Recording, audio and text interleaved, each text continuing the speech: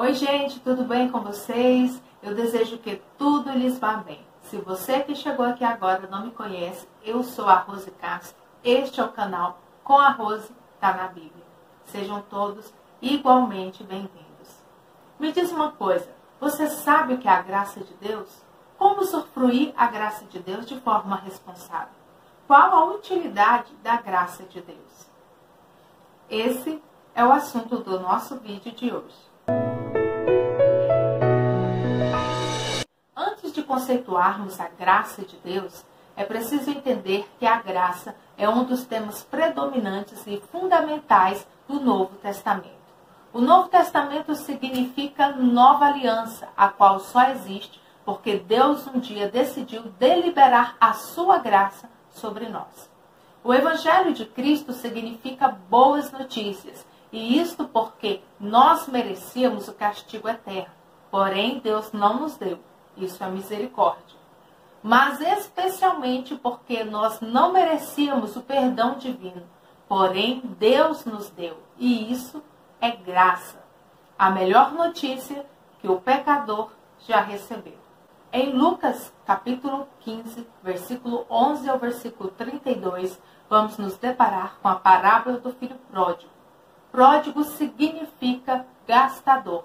Isso já fazendo menção a este filho que foi ao seu pai e pediu parte da herança que lhe era de direito, porém em tempo inapropriado. Ele vai embora, gasta tudo o que tem com prazeres terrenos e momentâneos. E quando já não lhe restava mais nada, em situação precária, este filho decide retornar à casa do seu pai. Este filho não merecia absolutamente nada do seu pai.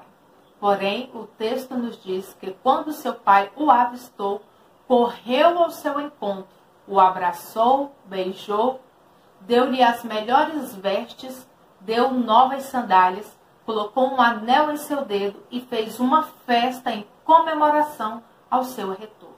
Isso é graça.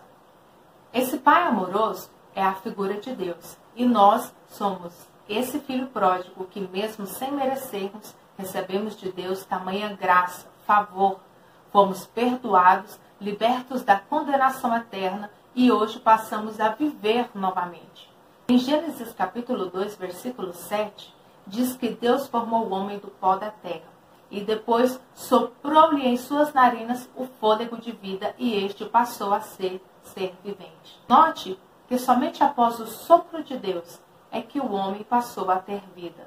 Ou seja, o que nos mantém vivos é o quanto de Deus temos em nós. Aquele filho pródigo, quando estava distante do seu pai, estava morto espiritualmente. Mas quando retornou à casa do seu pai, passou a viver. Nós que cremos em Deus e na salvação por meio de Jesus Cristo, fomos adotados por Deus. E hoje devemos viver de forma digna de um filho de Deus. Se alguém diz que é filho de Deus, que vive a graça de Deus, mas ainda vive sob o domínio do pecado, a graça de Deus está sendo em vão na vida dessa pessoa. Em Romanos, capítulo 6, versículo 1, o apóstolo Paulo vai dizer: continuaremos no pecado para que a graça aumente ainda mais? De modo nenhum. É preciso entender que a graça de Deus não é soma de pecado, como se quanto mais eu pecar, mais graça eu irei receber. De forma alguma. Se assim fosse, ela estaria induzindo o homem a pecar, a viver no ciclo vicioso do pecado e, por fim, herdar a condenação eterna. Pensar e agir dessa forma só mostra o quão longe tal pessoa pode estar de Deus e da sua verdade. Pois o favor imerecido de Deus foi manifestado a nós justamente para nos livrar da condenação eterna e nos conduzir à vida eterna com Cristo Jesus. Em Romanos capítulo 6, versículo 14, o apóstolo Paulo continua dizendo que o pecado não terá mais domínio sobre nós, pois nós não estamos debaixo da lei, mas debaixo da graça. Em Tito capítulo 2, versículo 11 e 12 diz: porque a graça de Deus se manifestou trazendo salvação a todos.